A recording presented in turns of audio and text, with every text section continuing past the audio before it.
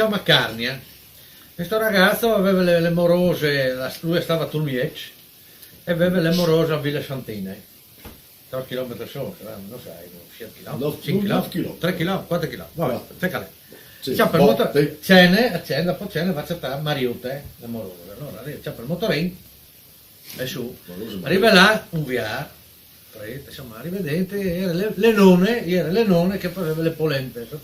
Immaginati la stanza, caldo, le signore, le nonne facevano le polente, arriva ma di frutta, siamo stati, ben signore, dice Mariuta, sì, si sta cambiando, tanto sentiti là, vedo che l'è chianuta, le Snoopy, l'è chianuta sotto, che sta tranquillo, che non fa nulla, le buone lì, non si sente, che l'altro per le polente. A un certo punto, movimento, mangiato, freddo, c'è il frutto, mi scappa una scorella, no? A un certo punto,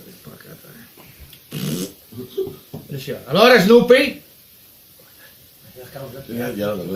Dopo un po' sempre per spolare le vecchie, no? Ti annulla il frutto pargone, e a un certo punto, oddio, caldo, la temperatura, caldone, variazione. Allora Snoopy, allora?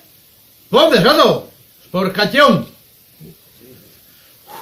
A un certo punto vengono, oddio, non si arriva a finire. Snoopy!